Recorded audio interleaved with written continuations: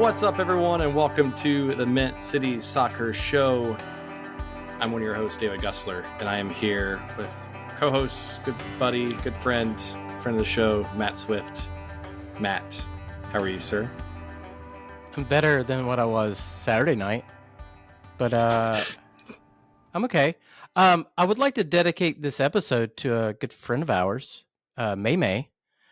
We hope you are feeling better and recovering. I know you always watch and listen to the show, so I will try to make you laugh a few times, maybe cuss a little, just for you. Hopefully you're watching this in the garage or the hot tub or wherever you guys usually watch it. I'm not really sure. I always know they have it hooked up to a Bluetooth speaker. So, Which is my favorite thing to think about. It's like they watch this when they sometimes are out in the hot tub. I just love that. It's amazing. I don't know if I would want to do that myself, but that's okay. But May, hopefully you're feeling better. This goes out to you on this episode. So, but welcome back, Swift. Corey, producer, occasional co-host extraordinaire, the background. Corey, how are you doing? I'm doing all right.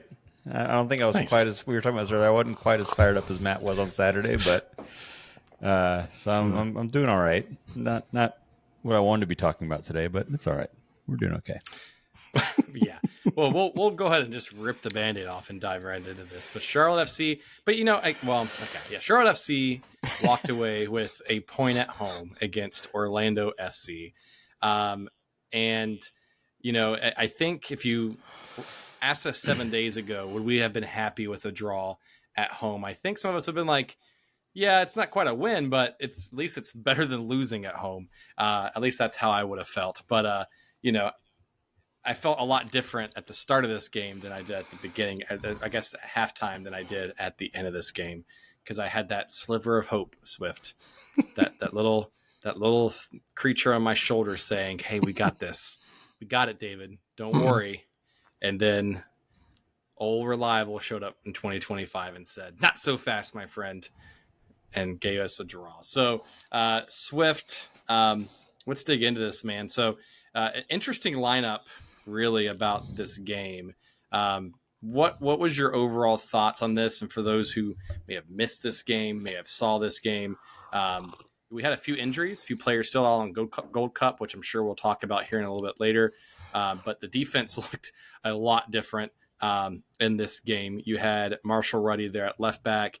Bill Tuiloma made his first MLS debut this season, started at left center back. Adilson Milanda was at right center back, and Nick Scardina was at right back. So some of this was forced onto us with some injuries, right? You know what I mean? So you've got Suleiman Doumbia, who is still out again with a hamstring injury. Andrew Privet showed up late in the week with a groin injury, I believe, that caused him to not be able to start this game, which we're going to circle back to him coming on later in this game. And Marshall Ruddy starting at left back. So interesting defensive starting lineup for this game, don't you think? Yeah, you know, like you said, some of that is out of necessity, and then you know, the midfield. I wasn't surprised by that because we talked about how we looked a little bit better in the second half against Chicago, and I thought that maybe we would have Diani in the middle to have a little more bite.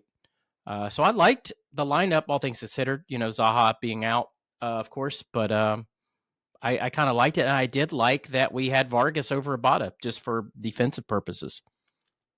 But Dean didn't stick with that, so we'll talk about that in a minute. But at the start off, I felt like it was the right thing to do. Yeah, and it seemed like we played, I don't want to say like more traditional soccer, but more traditional 4-3-3 for what Dean showed at this time last year, right? If you actually look at it on paper, I mean, we kind of had the midfield and 2 out of the 3 strikers as we did against Orlando in the playoff game, right? Ashley Westwood, Brant Bronico, Jabril Diani starting in midfield, just like we had against Orlando in the playoffs. You had Corwin Vargas starting. You had Pep Biel starting at a wing position. Now, granted, you had Tokolmadi starting at the striker versus Patrick Agyemang. And obviously, defense looked a lot different in this game.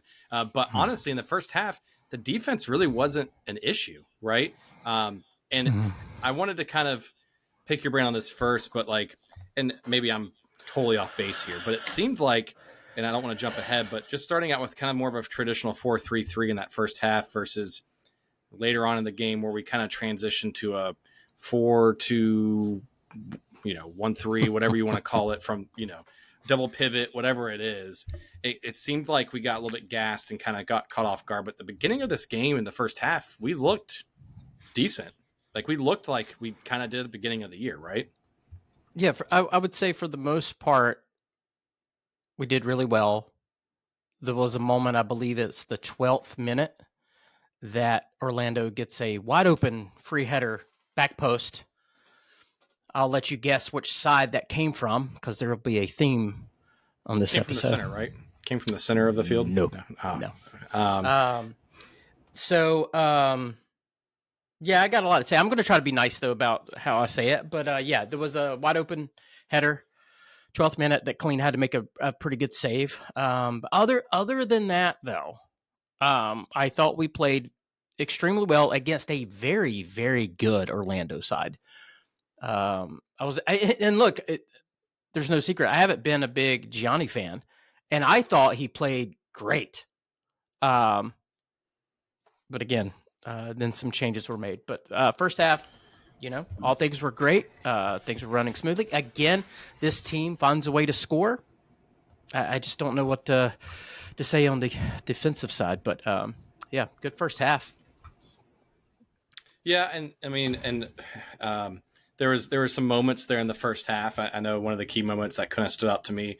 Brant seemed like he played pretty decent in the first half, was pressing a lot more, helped create some, I don't want to say mismatches, but some accidents or some miscues by Orlando in the first half because of that press. That could have came back and bit us a little bit in the second half with getting gassed a little bit. But that first half, like Brant seemed like he played pretty well. Took a pretty nasty shot to his. Yeah, I don't know if it was his nose or his, I guess, eye or it was his eye. And was it called a? Well, no, he did go back and give him a yellow card, didn't he? After the player, I think he did. So there's debate on if there was a yellow card was because of the elbow or because of the descent of the player during the stoppage of play. Yeah, because he didn't call a foul. Correct. So that's why, because Brant stood up and said, "Look at my effing face." I don't know if you went back and watched the broadcast or not, Swift. But Brant is on video looking at the ref and points and says, "Look at my effing face," because he's like, "Dude, I got elbowed. I literally got cold clocked in my face." You know what I mean? So, I don't want to make the show about refs because we didn't lose the game because of the ref, but there was definitely some moments where I felt like the ref may have made either some conservative calls or calls that may, I don't know, like the Brant one bothered me a little bit. It is what it is at this point with MLS, but Brant looked pretty good in the first half.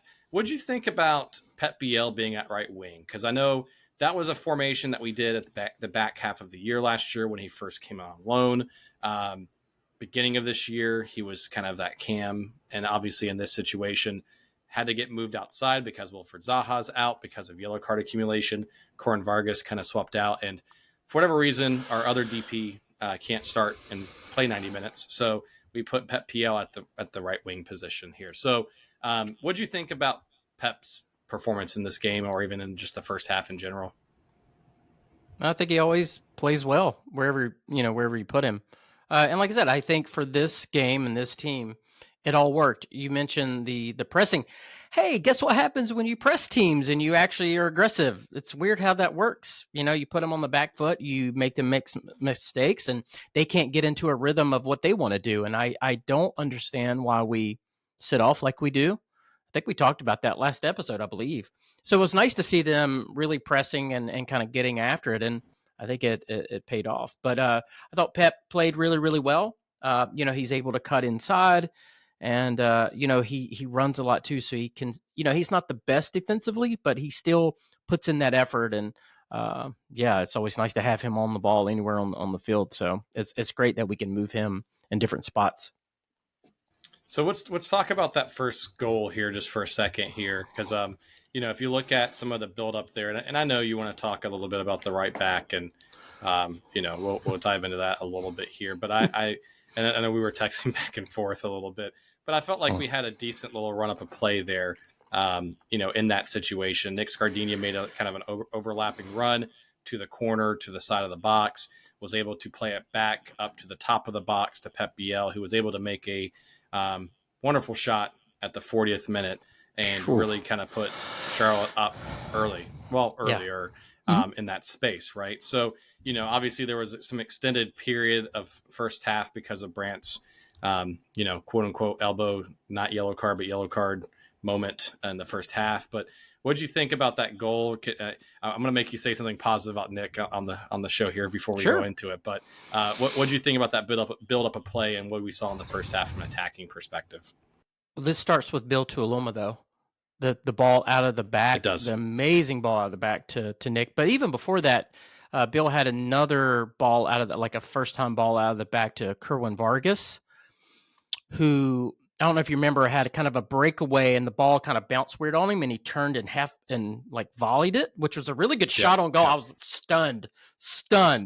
But again, good ball out of the back. So for this goal, Nick gets upfield offensively. Cool, man. So he gets the ball and lays it off to Pep, who does the rest of the work. Nick is good about getting up the field. And you can't even try to say something nice about him. I'm done. I'm kind of done. I'm sorry. We'll get into it in a minute. But so Bill plays this ball to Nick. Nick does a great job of control. Offensively, Nick is good. Nick hustles. I like Nick. The one thing I hate about doing this podcast is that we have to come on here and be critical of players, coaches, and front office. Like, I like it much better when we win because we could just be like, yeah, everybody's great. But there is so much wrong, and it reared its head again in this game, and I'll get into it. But the first goal was great. Nick, again, is good about getting up the field. I'll just leave it at that. So, and on before we dive into the Nick conversation here, let's talk. I do want to talk about Bill Tuiloma because that is a player that I've been pretty critical of the past year and a half, 2 years, because frankly, salary, roster implications. You've got a pretty quote unquote expensive backup center back playing for Charlotte FC that was getting very, very, very, very little minutes. So much so this year. What are we past the halfway point this year and had his MLS debut. The only minutes he's got at this point was US Open Cup. And, I remember going back to our early shows of that second year when we traded for him due to the, Anton Walk's kind of tragedy, right? We had to make a quick move and get a player in here. And we were kind of excited with, the potential of Bill. He played for Portland Timbers, plays for his national team, has been a consistent MLS starter before that point. Had scored numerous times off of free kicks with his header, and then obviously had shown vision with long balls out of the backfield during his play at Portland before coming here. So we were very pumped. He had a very unlucky and rough start with his career with Charlotte FC, with multiple self goals, allowing goals, kind of, had big shoes to fill that was not, fair for him to kind of have to fill in that second year. And with Dean and Andrew Privet stepping up in the Leagues Cup in that second year and kind of took that spot from Bill and kind of ran with it, right? So didn't really play much last year. And then now this year, this is his first opportunity. What did you think about his performance stepping in for one, not being, I don't want to say not being match fit, but hasn't played 90 minutes in 2+ years for Charlotte. Coming in, being a starter, creating a hockey assist per se, assist to the assist, and then scoring in the second half.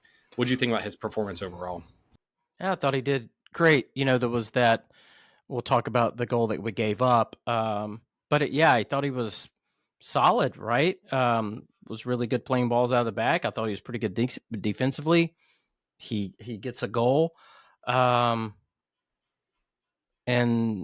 we'll talk about the sub later, but overall I thought I was very pleased with him, and he's somebody that really needs to get more into it. I just think, like you said, David, he had a rough go at it, and then all of a sudden Milana and Privet just started clicking, and Bill was kind of odd man out at that point. And then, you get Tim in, and it's really hard for Bill to make his way back in. And, you don't want to break up the center back pairing that's working. So he's been sitting on the bench, and to your point, making a lot of money to do so. We will talk later about if he starts again next week, but we'll save that for the preview episode, I guess, a little bit too. But yeah, I was very happy for Bill. I think he played very well. Had some nice balls out of the backfield, showed some good vision. There was a few times where a guy or two slipped behind him here and there in the first half, but luckily didn't, create a goal or anything like that from that perspective. But I thought he played pretty well. I know it's foot mob. Stats are stats, numbers are numbers. It doesn't really make any difference because we still drew. But he was our second highest rated player of the night, only behind Pep Biel. Right. So, scored a goal. He, had 82% accurate passes. He had, 3 out of 5 long ball accuracy. So 60% on the long balls, 4 passes into the final third, which is pretty good for a center back to be able to do that. So, I was pretty happy with him, and I thought he stepped in pretty well from that perspective. You know who was tied for third on football ratings? Oh, I know. Thanks, Gardena. I know. Yeah, because he got an assist. So let's go ahead and rip the Band-Aid off a little bit here, Swift. So I don't want to jump ahead too far because if you look at the subs, Charlotte started to sub around the 70th minute, I believe. I'm pulling this up here in just a second. So commentary. Charlotte started to sub after the first goal, right, for Orlando, and started to kind of get people into that space. And well, let's talk about the first goal that Orlando scored. Sure, let's do it. Which was Nick's fault. Hold on, before we do it, can we say one more? I'm not trying to be a Nick defender because I agree with most of your points. I'm just trying to play devil's advocate in some places. Sure. We have to give credit where credit's due in the 2 things he did, which one was the assist, and 2 was this would have been a 1-1 draw way faster if not for him. I agree. Now, again, that doesn't excuse the other pieces of his play, but if we're going to talk about all the negative stuff, let's at least point out the 2 things in this match. He led to the first goal, and he also saved an easy goal after our center backs got beat. And it was an absolute blown coverage and kind of let a guy slip that he had nothing to do with, but he kept Correct. tracking back and made a ridiculous kind of, I don't know how much skill and luck is involved there when you just kind of throw your body in front of it, but he made the save there. So just I'll give him that credit, but then I'll agree with whatever you probably say about the 2 goals we allow. But before we get to that, I just wanted to point out that one too. No, it's hustle has never been his thing. Speed has never been his issue. He's playing out of position. He's not a right back. So it sucks for him to having to be in the situation, which I'm angry about that he's in this situation. And again, one thing I hate about doing the podcast is that I have to come on here and talk ill of a player, but I'm fed up with it, to be blunt. And I was Saturday when I left. Yes, Nick got an assist. Yes, Nick saved a goal. If you go back and look at that, the trajectory of the ball, I don't know. He saved a goal. We'll just say that. In. Anyway, it was curling away. Anyway, he saved a goal. Great hustle. Got the crowd into it. He was touted on social media. He got his props, but he also allowed 2 goals this game. Yeah, no, I agree. And what I'm going to say too is he's allowed I don't know how many other goals. So I'm at my wit's end with it. I just can't. I can't do it. So I can't be happy. I can't be too happy because we've given up, but an astronomical amount of goals, and we lead the league in shots against, and all these chances keep. Dean Smith even said in press conferences, we got destroyed on the right hand side, and that's Nick's side. Yeah. Okay. Agree. But you referenced something I was thinking earlier that I'm going to come back to, which is Nick shouldn't be in this position. Correct. At this point in his career, who he is, he should not be starting right back for an MLS team.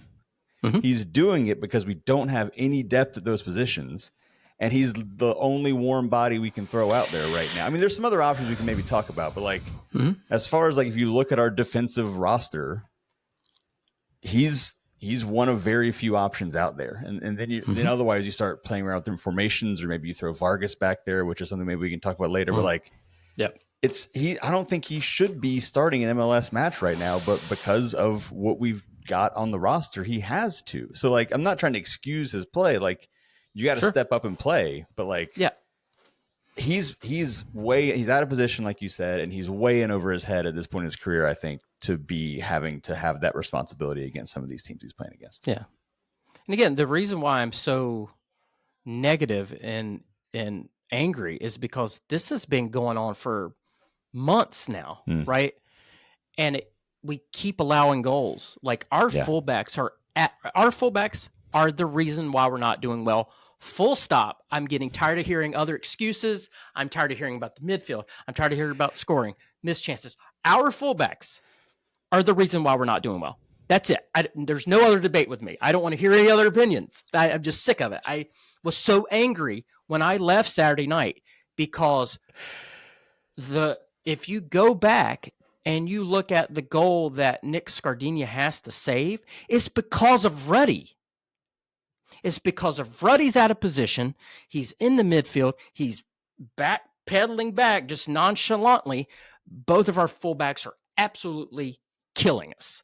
And that's it. And I'm angry about it, and I'm angry at the front office because we had Yeri, we had Jalen, we had Yao Pedro, and now we have two players that should not be on the field. And everybody can be like, oh, Reddy's this and Reddy's that, and he can get up the field. And Scardina got an assist. I don't care that he got an assist because he let in 2 goals.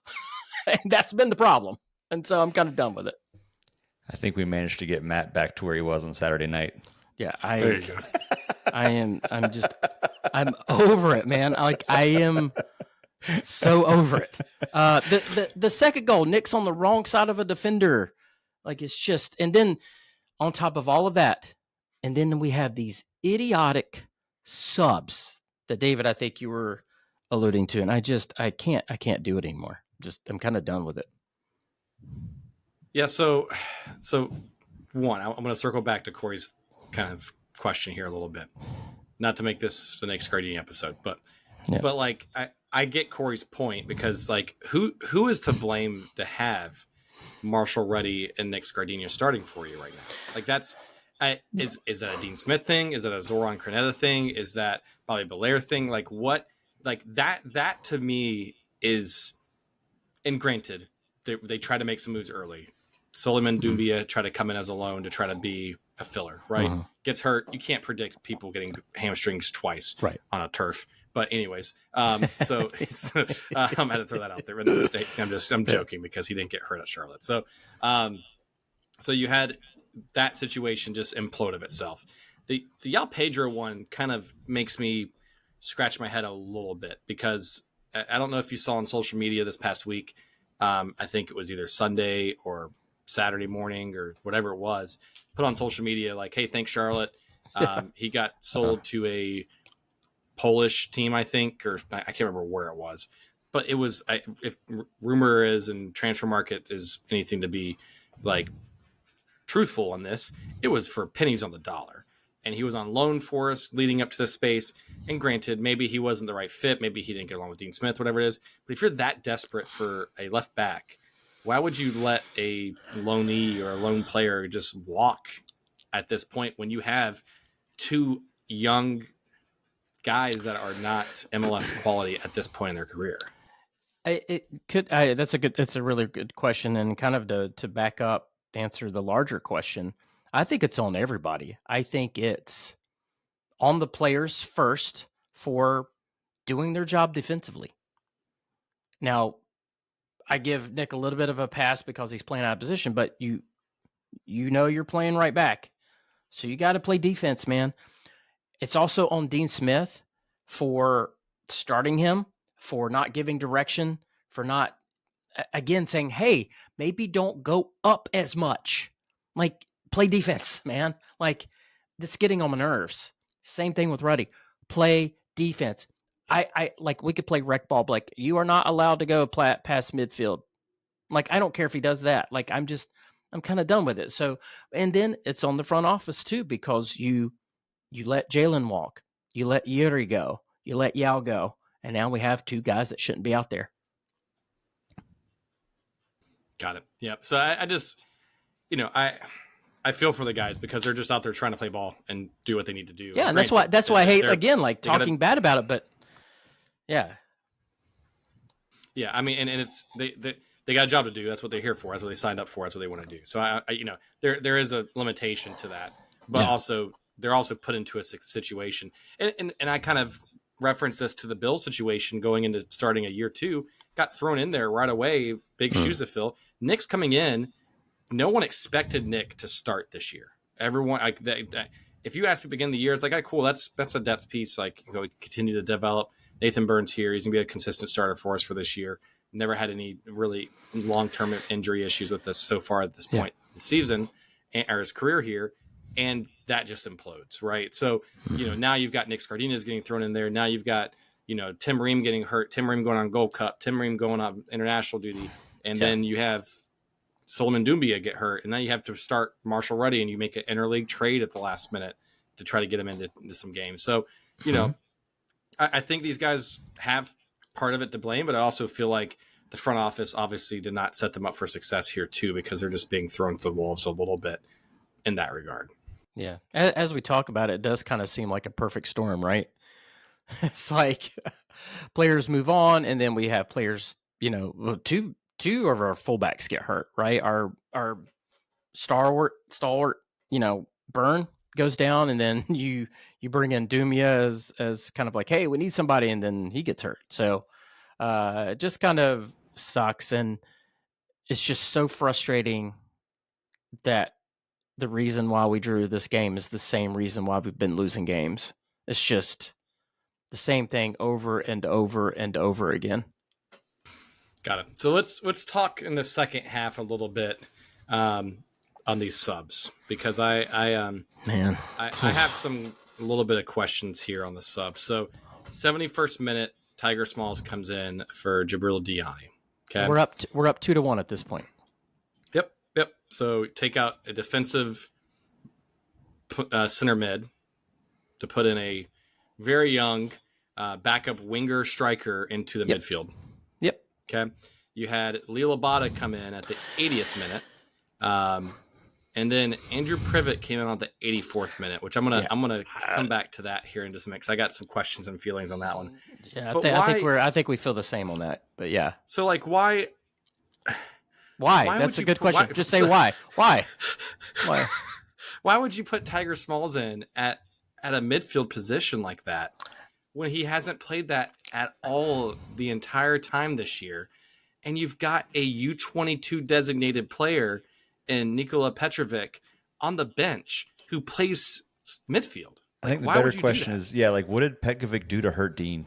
I don't understand. I genuinely don't understand. I feel for the guy. Was Williams on the bench? Williamson on the bench? Yeah, Williamson's on the bench too. Williamson's on the bench. Petrovic's on the bench. But then you put in Tiger Smalls. Yeah. And nothing to discredit Tiger Smalls here, because again, he's doing what he's being asked to do. Exactly. But what was the logic on that? Like I said, I am very angry, and I am angry at Dean Smith because I've told you, I am done with all this shit. I am done. I am completely done. There is no rhyme or reason. If Gianni was gassed, tired, whatever, what is training? What are we doing in training? Why is everybody gassed? Why can't Abada play 90 minutes? So you take out Jibril, who I thought was having a great game. I thought what we were doing was working. You take him out, and instead of putting in the people that you said, no, Tiger Smalls. Great idea. Great idea to put him on.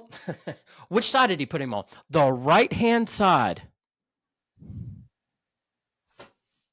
So now you have two people that don't play where they normally play on the same side.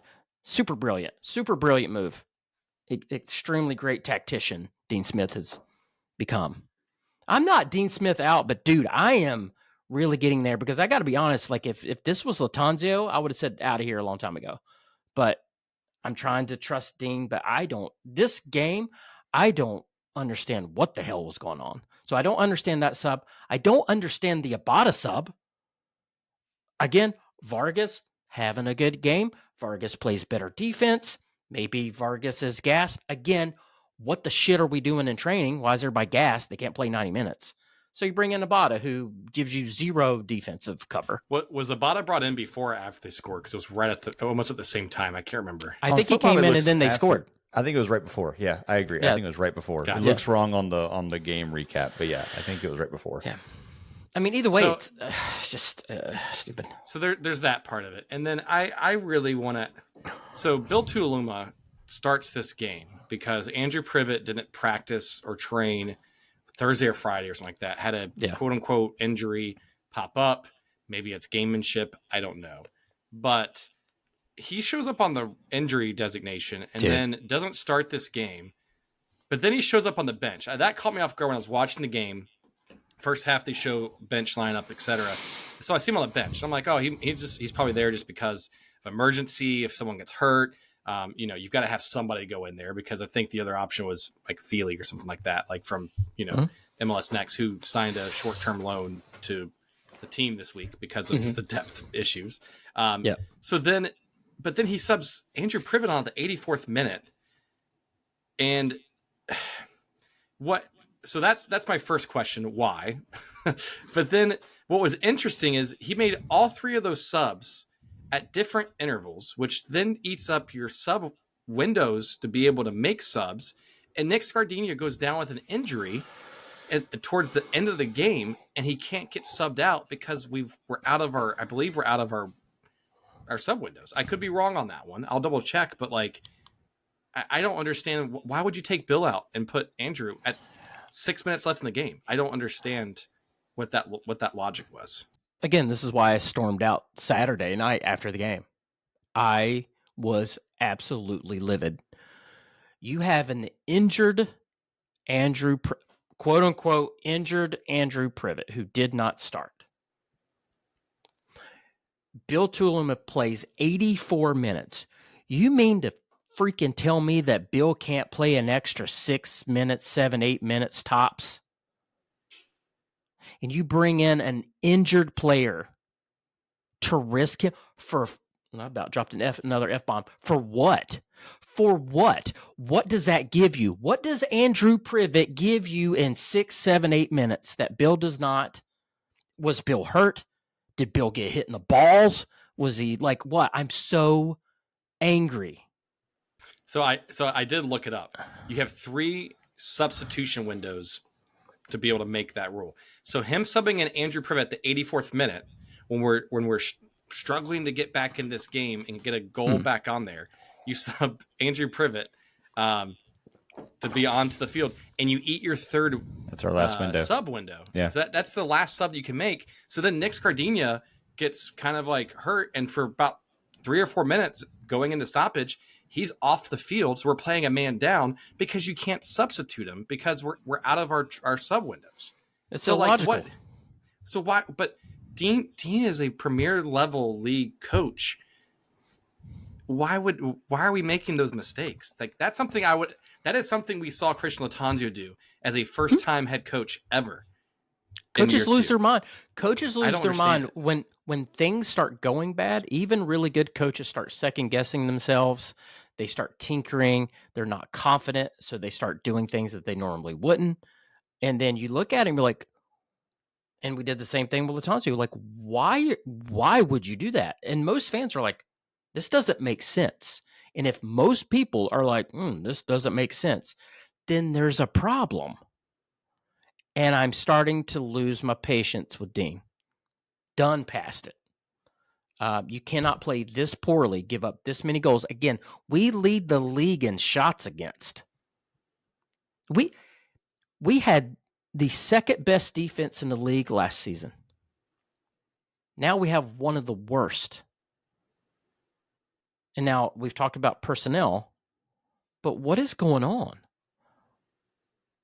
These subs are just irrational. It just doesn't make any sense. The Andrew Privet one really angers me because, again, if he was hurt, it is borderline criminal for him to be putting in an injured player for 6, 7 minutes. All you're doing is just running the risk of getting him injured again. Maybe he wasn't injured, maybe that was just showmanship. Well, that's what showmanship and just and that's why I'm maybe like gamemanship there to kind of mess with Orlando, try to save the pride of Andrew. I don't know, but why would you even do that? I hope that's what it was.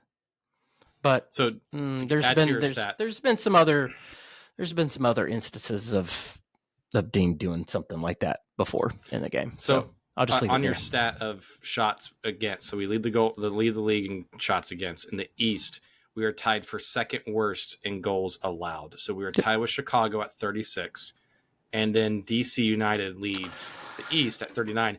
We let in, I think we talked about this maybe a little bit in the last episode, 37 goals, I think, the entire year last year. And we're at 36 goals with 13 more games to go. I think Atlanta has 37, right? They have 37 against. Sorry, Atlanta DC has 39. Right. I can't read the. Montreal has. I can't read the. Montreal has 40.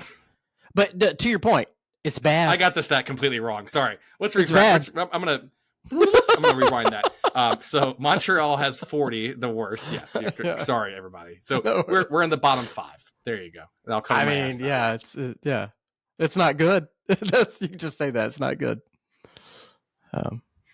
I just can't get over that last year we let in 37 goals the entire year, and we have 13 more games to go, and we're already at that clip rate.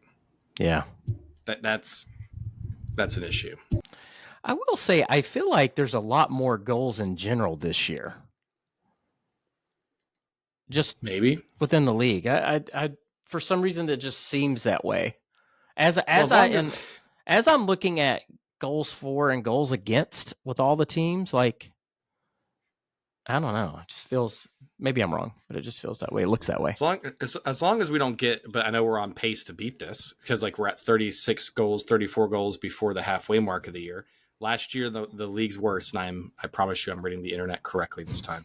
New England had the most goals against in the East last year at 74 goals.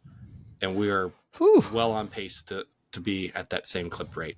Potentially, so that's the scary part. I don't think we'll get quite there. I hope not. That'll be a real bad issue. Yeah, man, I really didn't mean for this episode to be this negative, but y'all got me on a roll. So Swift, I know we've been a little negative here, but I think that's kind of the trajectory that the team's been in a little bit. Not to, the team's also forcing us in a way to kind of talk negatively lately. So look what you're making me do. It's all your fault. No, it's all your fault. We're gonna never mind. So what? Not to go down this rabbit hole a little bit too much, but at least looking forward, you have Tim Ream returning now from Gold Cup. Now that Gold Cup is done, so you have some experience that can plug into left back.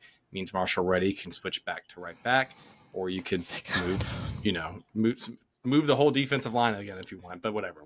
We'll save that a little bit for the preview, but you have Tim Ream coming back.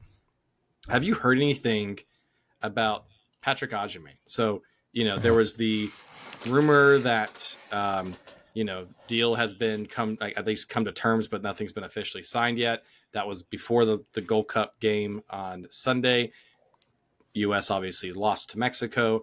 And now that's done, do we see Pat come back this week potentially? Or what's your thoughts? And you don't have to confirm anything, but just what's your gut telling you? Oh man, we touched on this before, right? Like it'd be nice to have a send-off game, but I don't know with Derby's season kicking off soon, next couple weeks. I mean, I if I were them, I wouldn't want to run the risk, and if I'm Charlotte, I definitely don't want to run the risk of him getting hurt or whatever the case is before the sale. I would really like to see him play one more time. I just don't know if we're going to get it. We didn't talk about this last time, and we text later. Pat's an all-star, but he may not even be here. So, and he was the commissioner's pick, right? So that's awkward. But who knows? Who knows what's going to happen? I haven't really heard one way or the other, but it would not surprise me if we don't see Pat again in a Charlotte FC jersey, which makes me very sad.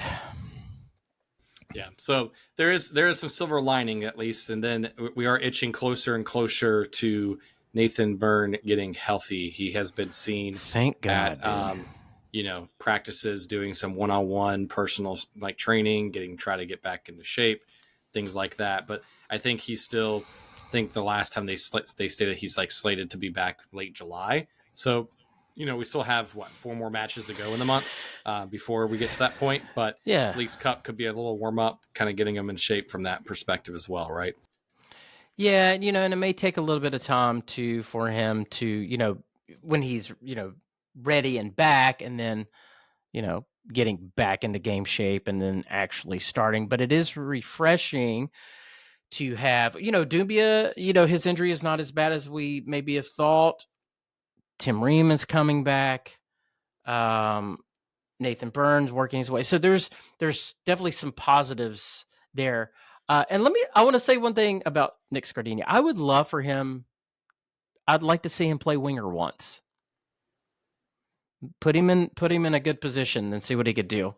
Or put him at midfield for Tiger Smalls and have him play his natural position, whatever. Yeah, I like, I saw him play at Legacy and I liked him. And I just don't like him at right back, but I'd like to see him in a spot where he can actually succeed. So I'll just say that. And I really do hate that I was so negative about Nick, because I like Nick. It's just I cannot stand what's going on to us. But lots to look forward to. Schedule's in our favor. I am worried about the points gap. I saw some people talk about how, this is not that bad. Yeah, it kind of is, because Orlando is in 5th and we're 8 points back of 5th, which they're really not in 5th because Miami has 4 games in hand. So basically, you're now 8 points back of 6th. The 2 teams in front of us also have games in hand. The team below us has games in hand. It's looking like, unless we run the table, top 4 might just be completely off the table for us, right? Yeah, my expectation is that's not happening, to be honest with you, at this point. But if we are talking about silver linings, all you got to do is get into the playoffs, because anything can happen in the playoffs. It just sucks, because we all wanted a home playoff game, and I think when we started the season with the additions that we had, that was kind of the goal. It's like, that's the next step. We do better than we did last season, and we just have regressed, which sucks. But we've had a lot of things kind of go against us. But schedule's good. We got people coming back. We're going to make some moves in the window. So hopefully, make a late charge. And like I said, if we have momentum going into the playoffs, that's all you need. Agreed. Corey, I think now's a good time to transition to Q&A. Hopefully we have some fun questions here. We do have a couple fun ones that I'll save for the end that are not about soccer, which I will say that Eric mentioned in the chat that it might be close to being time for an all fun Q&A show, which we did. Was it 2 years ago when we just were tired of the negativity? Yeah. We're like, just ask us fun non-soccer questions. We'll just talk about that for an hour.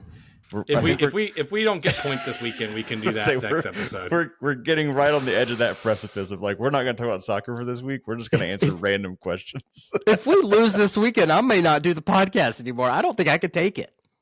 I don't think my blood pressure can take it. I hate being this negative. I don't like it. I don't like the stuff coming out of my mouth. No, this is not what we want to do. But to your point, I think we are doing this, especially this year, because of the expectation. I mean, it's something we talked about at the beginning of the season. Tulsa was like, this team has different expectations because of what it did last year and what it brought in this year. It's like, all right, you're going to start being held to a higher standard by fans. And that's what this is. And especially because what I was going to say when we were talking before the recording is like, there's a way to look at this that's like, all right, we played Orlando, who's a strong team. You look at all the players we didn't have and the roster we had to roll out there, and we get a draw out of it. And there's a positive spin to that. That's not necessarily where I am, and I don't think it's where either of you are either.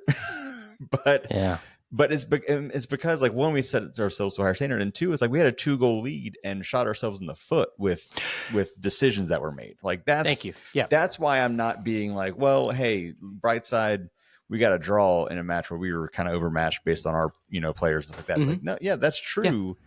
Had it been they got up 2 goals and we fought back and scored 2 goals to draw, like that's a different conversation I think we're having. I think because we had the lead late and just completely imploded and made weird subs and didn't understand what we were doing, that's why you get this frustration coming out of it. So anyway, very well said. Yeah, if we would have tied 0-0, yeah, like, hey man, we kept a clean sheet, awesome. But yeah, I can't get on board with the like, hey, it was a decent result. I mean, like we were missing Zaha, but again, goals hasn't been. Hey, that's one of the positive things that we could say is that the fans have, we were asking for more goals, and we have certainly got it, man. We do not hurt for scoring. No, but there's something to be said about that. Just so many Bojangles biscuits, man. Just so many Bojangles biscuits. All right.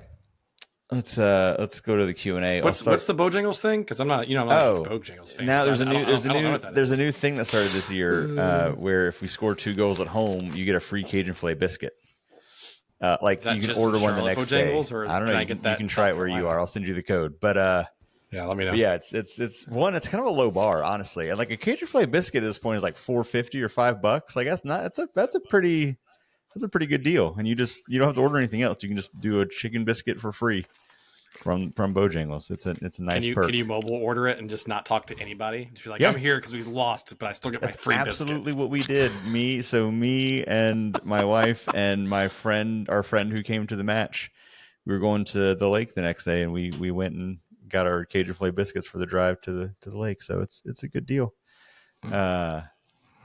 Which also, as a Carolina fan, for insiders who know this, is a North Carolina fan, I should say, since Charlotte has the mix of Carolinas, even though there's only one true Carolina.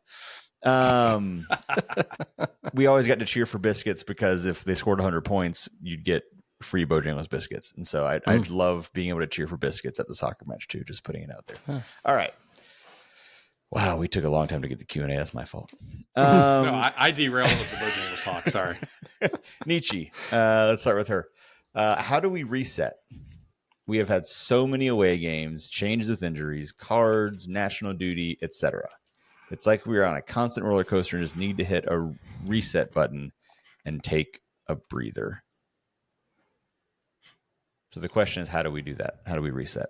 I'll start with Matt. I think we start this Saturday because the run of games that we have are mostly at home and against teams that we should be able to beat. NYCFC would be a great team to start off with because they're right above us. We could knock them down a little bit. They're not all that great. You next play DC United. Again, not all that great. And then we go on the road to Atlanta, which we typically do halfway decent there. And then you have Toronto. Again, not that great. And then we get in the Leagues Cup. But then again, we're talking about like getting all these pieces back. And now we'll have Zaha back for the next game. So I think this is the kind of like reset. I'm hoping, again, silver lining, the players are kind of tired of going through what they've been through. They see that they have to, play 90 plus minutes. Maybe Dean can reconsider some of his choices in life, like make better subs. But I think this could be a good weekend to reset. Yeah, I agree. I think this is the time to do it. I mean, but how do you do? I mean, I don't know. That's a very complicated question. I think it starts with Dean. Dean, stop tinkering with the lineup, stop tinkering with subs, stop trying to be cute, and then just play simple soccer. Just keep it, as Michael Scott said, keep it simple, stupid. Just kiss. Hurts my feelings every time. No, I agree with you. I think, and y'all mentioned this when we were talking in the first chunk of the show, is I feel like in the first half, we did go back to playing that style that had worked so well last year. To Matt, your point you've made many times throughout this season, where it's like, you put PL in attacking midfield, you lose those 3 more defensive-minded midfielders, and that affects things. So like we started with that more defensive minded midfield, and yeah, it did look more like it has in the past. And maybe we go back to that simpler thing and keep going. But I also feel like maybe Saturday will feel like the most normal we've been in a while because national team duty is over. We're back at home. We'll have Zaha. Like, because even though we were back at home this past Saturday, there were still so many pieces it felt like that were missing from the lineup. It didn't feel like a normal role at the team. So maybe this week will feel a little more normal. All right. From Keith, this is kind of pseudo question / talking point. Let's take an honest look at our roster. We have 5 to 7 MLS starter quality players. Our depth is poor. We have had 3 very different coaches and nothing has changed. Our romance as fans with players who have come up through legacy, etc., has clouded our assessment of their quality, which is an interesting point, I think. Questions need to be asked of the players and our roster build. So again, not a question, but more just kind of comments and talking points around how we built our roster to this point. Any thoughts on that, David? I think it's fair to a certain extent. You know, that we mentioned it earlier in the show. Defensively, roster build was questionable with the injuries that we had, with the depth pieces we had this year. We let some pretty solid contributors, super subs, sub players kind of walk for nothing basically this season to kind of start. I would say I can't criticize roster construction. If you look on paper at a starting 11 this year, we on paper improved versus last year. And I think that's what we all wanted and expected on paper. Granted, injuries derail it, but every team deals with injuries. It is what it is. So you can criticize maybe some of the depth pieces that we brought in to kind of fill in this year because, you know, we kind of quote unquote overspent because players like Eric Williamson were able to come in and fight for a spot, and that's upgrading your bench. But for some reason, he doesn't even get on the field last game for midfield, but whatever. You know, so, you know, I think there's some criticism there a little bit on our depth pieces. I think there's a fair criticism on the money being spent on the roster, not like DPs or the max amount that we're spending, but on the players that we're spending them on, like the Bill Tuiloma is getting $500,000, the Eric Williamson's being in the top 10, Corin Vargas being a top 10 spend player. You've got 3 players in the top 10 that don't get consistent starting minutes. And I think you don't build a solid roster that way if you have your top 10 paid players not contribute in minutes, right? So I think that's a fair criticism. You know, I think the Crown Legacy comment and depth, I mean, that's what that's there for. You're always going to have players come up and do well, and then you have some players that don't work out. It's just a thing that happens across the league, you know. I think that's what we kind of want to do a little bit with Tommy Wilson coming from Philadelphia. We brought a guy in that historically has built through the academy, through the recruiting. I know Jose was on the show, and we have him here now, and that's kind of what I think you're going to want to see, is that you're going to see some development and depth pieces come in. But yeah, it's an interesting kind of thing. I think there's some criticism, but I don't think it's something where the roster needs to be completely blown up, if that makes sense. Yeah, I like the players that we have. I think we have a good team, and again, scoring goals all over the place. We had Patrick from Crown Legacy. We had Yuri Tavares from Crown Legacy. We had Tokolomati from Crown Legacy. So I don't know if I agree with, you know, what was it, like over assessing the Crown Legacy players. But would you classify Tokolomati as like a legacy player? Like that's like Petrovic, Tokolomati were kind of, I don't want to say like bending the rules, but it was kind of like, we're going to stash this guy on legacy and then bring him up right away because that helps us get around. He played a good bit of games, sure. And so did Brandon Cambridge. I mean, there's been guys I think maybe the way he's, just to try to read Keith's mind, and Keith obviously jumped into the Discord and disagree with how I'm framing what you're saying here. Because I kind of get this point about like what his statement about Crown Legacy was: our romance as fans with players who have come up through Legacy has clouded our assessment of their quality. And I get that to a degree. Like you look at a player and it's like, oh, that guy was so good at Crown Legacy, and oh, he's come up through the system, and now he's playing for the senior team, and we like him, and you know he's kind of grown up through us. But like, is he the level of quality we should have at that position. Does that make sense? It's like it's you get like more of the emotional connection to the player than like, is the quality up to snuff of what we need in that position? I think that's part of being a homer and a fan, though, a little right. bit. Like, you know what I mean? Like, you're always going to root for the backup quarterback or the the guy who's underdog to kind of make the roster and do it. But then sometimes it doesn't work out to be all the time, you know? Matt's still skeptical about this point. I don't think. Yeah. No, I guess it's a good question. I don't agree though. Yeah. Because like you have Pat, who we're about to sell for millions of dollars. Yuri Tavares, again, who I thought was suitable, definitely a good sub. Selling him. You have Scardina. You have Jack. You have Neely, Brandon Cambridge. Tuiloma. All these guys have been getting minutes at Legacy. And the thing is like it's a minor league team, so it's kind of like minor league baseball. Like not all these guys are going to make it to the majors, and even if they make it to the majors, they might play a handful of games. Like, yeah, it's not really working out. But that's kind of what the purpose is. Right. You're going to only get one or two guys, that really make it. Now, and I want to go back to like kind of the overall roster. Here's something interesting, and this happened with the other coaches. So the front office, they bring in profiles based on what they see in their scouting, right? So they bring in a player thinking like, okay, this is going to be a good player for our team. And then the coach, for whatever reasons, like, yeah, no, I don't like them, so they're not going to play. So you might have a player that, like Pekovic, who's making a lot of money, who the coach just does not want him on the field. So it's not like hey, this is a miss by the front office. It's the coach just doesn't want him. And we've had that with Miguel. We had that with Latanzio. And I think we're seeing that with Dean Smith, too. I think Dean Smith has his favorites. Well, I think you're seeing that in Tavares. You're seeing that with Petrovic. You're seeing that with Yuri. I mean, I think you're seeing that a little bit. Yeah. So it's a weird dynamic, though, right? Because who do you really blame? And like, oh, this was a huge miss. Like Williamson, I can look and be like, I don't know if maybe overpaid there, right? But I think we kind of really wanted someone, but again, it could have been deemed like, hey, you got to give me a better midfielder. Pekovic's just not going to cut it.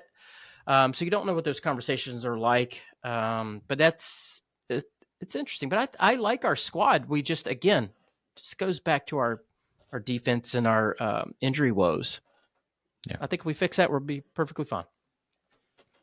All right. Chris Fickling. We talked about this a little bit, but also ask the question: if we are thin on the back line, why does Zoran send João Pedro right back out the door after his loan ended? Yeah, that's weird, man. Great like question. I don't. Yeah, but I think going back to your point there, Swift, it could be just the coach doesn't want him. And that's I think that was maybe the conversation with Jalen, and from what I understand, and please don't quote me on this, but I think the conversation was like, hey. I'm being Dean. Hey, Jalen, I really, really like you as a person. This is nothing personal, but like your career here is not going to be where I think you want it to be. It's probably in our both best interest if you go elsewhere, right? And I think they help facilitate that. But that might be where someone has to come in and be like, no, like he's a part of this team. He needs to be here. And again, you can't foresee the injuries. Like I can't say that enough, but I would have rather spent that money from Eric Williamson on Jalen Lindsey because we already had midfield pieces.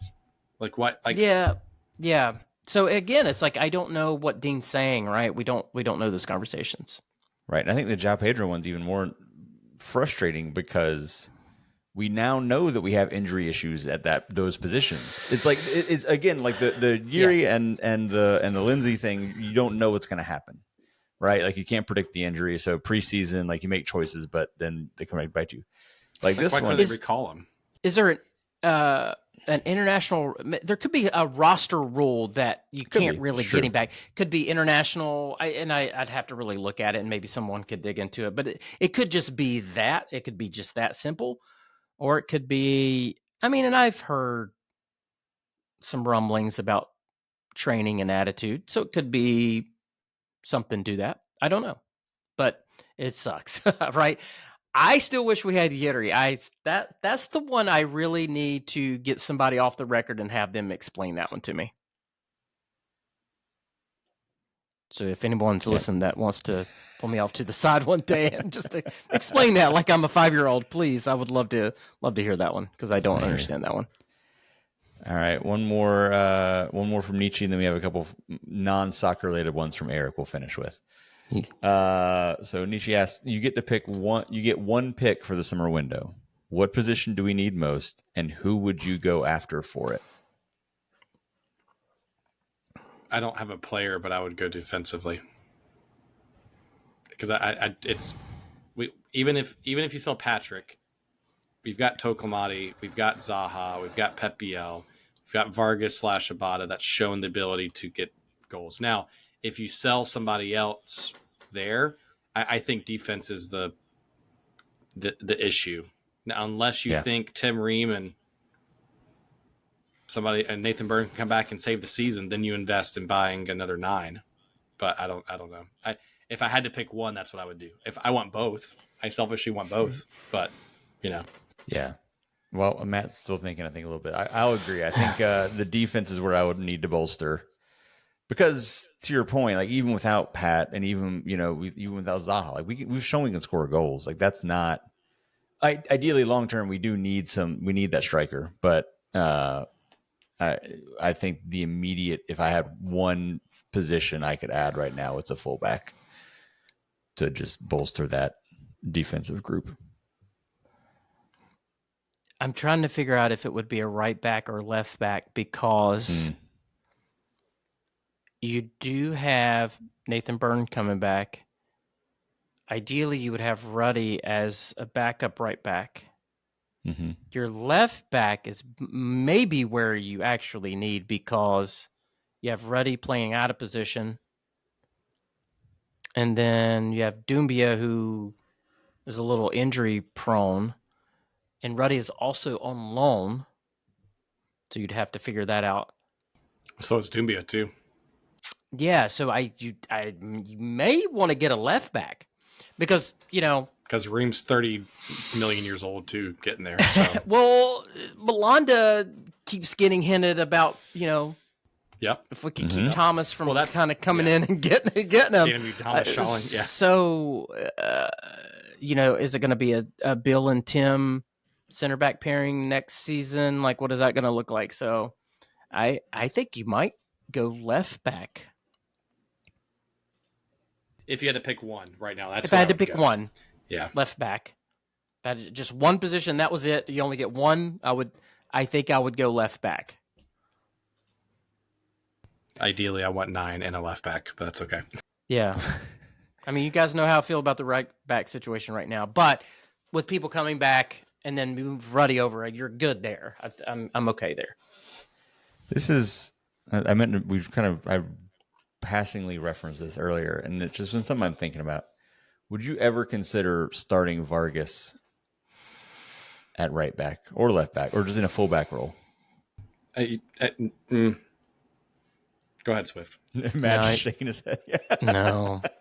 Because I think you would get back into the Scardinia situation where he really wants to get forward because he's really good at that. He's going to get the ball at his feet and he's going to want to dribble and try to beat somebody and make a good pass and get upfield and score. And he's like, oh, yeah, I'm a defender. Yeah. Because I know he's subbed into that role. If I remember correctly, I feel like he subbed into that role once or twice in like really kind of random moments of matches. But yeah, I just didn't. If things got desperate enough, like knock on wood, this would never happen. But if things got desperate enough, like, is there a point where you say like, all right, our best option? Hey, is to Vargas and Brent Bronico, fullbacks. Tangio's let's bring it fully back. Amazing! Like, is so excited to hear that, Swift. Yep. All right. 2 non-soccer related ones from Eric. When you have pasta with a sauce, do you prefer to mix it in, like in the pot, coating all the noodles evenly? Or do you plate the noodles first and then I'm doing like hand motions too. I don't know why I feel like I need to show this out to you. Do you put the noodles in the plate first and then pour / drizzle the sauce on top? Eric answers the question, but I'll let you answer first. I've already got an answer for you because Okay. I turned around and looked because it's funny. I've already thought about this before without even seeing this question. So before I met my wife, I would put the pasta in my bowl and put the sauce on top of the pasta because I'm not a big sauce guy. I kind of like, Oh, I'm the opposite. Give me all of the sauce. My wife is the complete opposite and is like, I need this shit drowned in sauce. So now that I'm married and I have to make dinner every once in a while, and she'll make it, and I've learned I'm like, I'm just not going to win this battle. So I'm going to go ahead and just mix it all in the bowl. Or I guess I could be smart about it. Take a little bit out and put on the side before I mix it in with hers. But that was just my aha moment just now that I could have done that the past 4 or 5 years, but it's okay. Yep. So current state, I mix the sauce in with the noodles in the pot because that's what my wife prefers. Gotcha. Smart. Matt? Yeah, I mix it all together. And I just, I don't drizzle it on top. I want all the sauce. Yeah. And I just Googled how do Italians do it. And AI told me that, yes, Italians typically mix pasta and sauce together. So I want to know all the Italians. That's not actually... when you're, eventually it comes together, yes, but at which point do they mix it together? Go ahead and ask ChatGPT that. You just separate it on a plate and you just eat the noodles plain, and then you dip. And then a scoop. Yeah. No, what I do is I boil the noodles, make the pasta sauce, the meat sauce, or whatever, and then I do combine them together in the pot and stir it and get it all done. I'm realizing as I'm saying this, I do it different depending on what kind it is. So like if we're making spaghetti, we do the noodles separately and the sauce, and then you plate the noodles and you put the sauce on top. And then like I do mix it up. Like once I get it on my plate, I put like a little Parmesan cheese and I mix it all up to where it is kind of mixed up. But then it gives every person like kind of the choice of how much sauce they want. To your point, David, if you don't want a ton of sauce, you put just a little bit on there, mix it up. If you want a lot of sauce, you dump it on there and do it. But like I feel like whenever we do anything with like Alfredo, like if we do some kind of like chicken Alfredo pasta situation, we do mix that all in the pot. So I don't know why that's a different thing for us, but spaghetti is very much noodles with sauce put on top and then mixed up. Alfredo's all in the pot. So according to ChatGPT, it says that you should be adding the noodles to the sauce in a pan, not the other way around. So you should be having the sauce in a pan, taking the noodles out of the pot and adding it to the pan. Interesting. On low heat, and then kind of mixing and folding it in.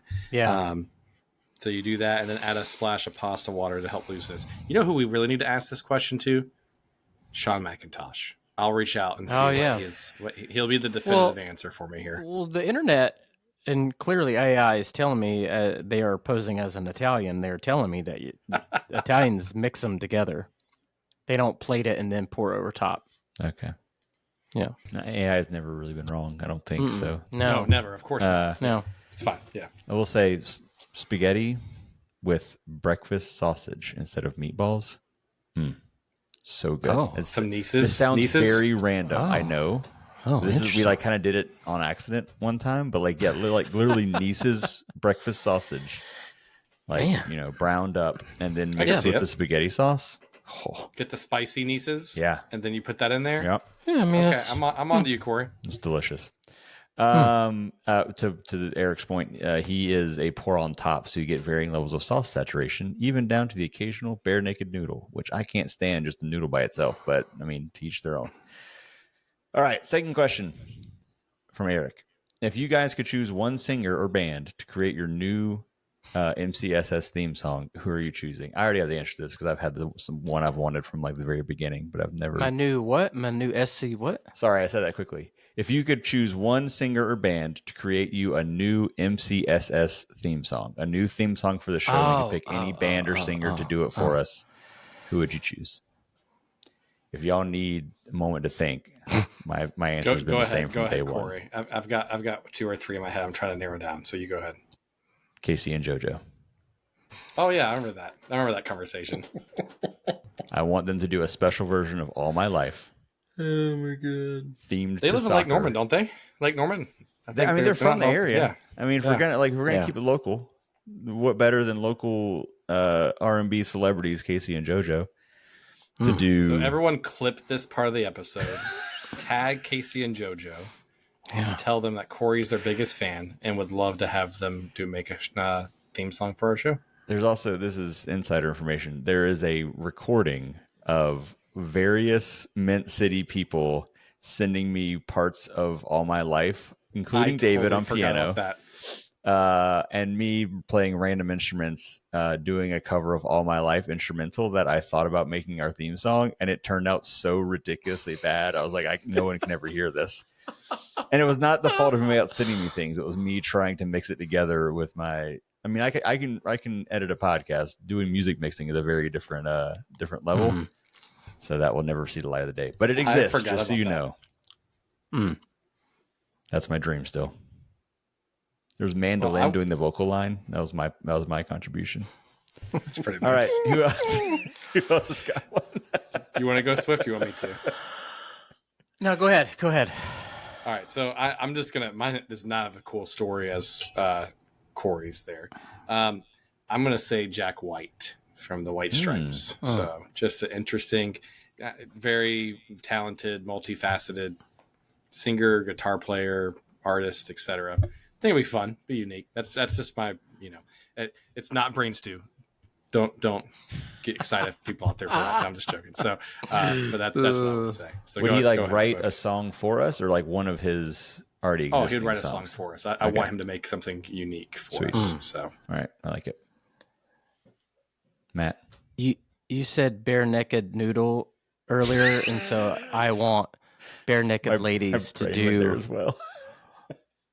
I want them to do a song for us. That was in my mind. I want them to make a song up for us. I think it'd be really hilarious if they did, because it'd be funny. And yeah, so bare naked ladies. Yeah, when you said bare naked noodle, I was like, oh, that's a good band name. Oh, that's bare naked ladies. Yeah. So there you go. I have like a real soft spot for the bare naked ladies, and like I don't know, it's one of those bands that like I feel like most people haven't listened to anything beyond like the few radio hits they have, but I've listened to like their whole deep discography. Nice. To a level like I know all these songs that I think everybody else does. They're like, "What are you talking about?" It's like, "Oh, they seem like your type of stuff." You haven't listened to Gordon all the way through? Okay, I didn't. It's fine. Oh, that's a good one. So you want to know what my like one B would be, Corey, and you might appreciate this because they do random theme songs for shows and other things. They might be Giants. They would be a fun one. That's a good one. Yeah. That's another one. A little deep cut there. So. My other one would be Avett Brothers, which is like just, and again, local band I love. That'd be fun. Jay just screamed at the top of his lungs saying, hell yeah, Corey, when listening to this episode just now. I played soccer against the Avett Brothers. Did you really? Yeah, they went to Mount Pleasant High School. Yeah. And I went to North Stanley. Amazing. And we beat them every year. Were they any good? They were decent my senior year. So this makes it even more real because they played soccer. They have a connection to soccer. They're from the area. They live in the area still. Yep. Let's make it happen. Internet. Make one of these happen. Couldn't make Cookout our sponsor. Make this happen. I honestly would be happy with any of the options that were just thrown out. If anybody can make one of these people do a theme song for us, I'm in. Let's do it. Do you know? Oh, this is throwing back really lore. At one point, a way previous version of this podcast that Johnny did, soccer podcast, had the Carolina Chocolate Drops as the theme music. Which he actually got their permission to use it. He didn't just jankily take it off the internet and use it. It was like he got permission from the band to use Carolina Chocolate Drops as an intro. Dude, they are so good. Yeah, so good. Yeah, Ran and Giddens, that's really good stuff. So check them out if you haven't done it before. Yeah. I did not know that was their name. I've heard their songs, but I had to pull them up. I did not know that. That's awesome. Yep. They're a good group. All right. I think that's all I got. That's all the questions? Until we definitely record the preview episode at another time. Yeah. Definitely not right after we finish this. Just a quick teaser for something fun on the secret or the preview show, make sure you join that because I've got something fun planned. Yeah. So we'll go ahead and plug that make real sure quick. Yeah, go ahead. Go ahead. You plug it, Corey. You explain it very well. Join. You put me on the spot, and I'm like, I do stuff to join the thing. Go to our Patreon. We always link it in the show notes. Go to our Patreon, become a paying member there for just a couple bucks a month, and we will give you access to our Discord, which also is where we pull our listener questions from. But it also now will give you access to the Mint City Soccer Show Secret Show, which we have started recording each week as our preview episode for the upcoming match. It comes out about usually a day after the main show drops. So we'll preview the upcoming match a little bit too. Usually a shorter episode, but something to kind of get you ready toward the end of the week for the upcoming match. So make sure you get on that so you can hear that, and also just join into the Discord and talk about the most recent match or anything else on your mind there. So we'd love to have you in there. How was that? Did I do a good job? It was great. You did a good job. It was awesome. All right. Anybody got anything else? We good? We're good. Let's get All 3 right. points this weekend, please. Yeah, can we? Because look, I want to talk about something fun next week, and it's either going to be better soccer or it's going to be not soccer at all. I got a feeling. Yeah. All right, let's go get 3 points on Saturday. We'll see y'all next time. See you guys.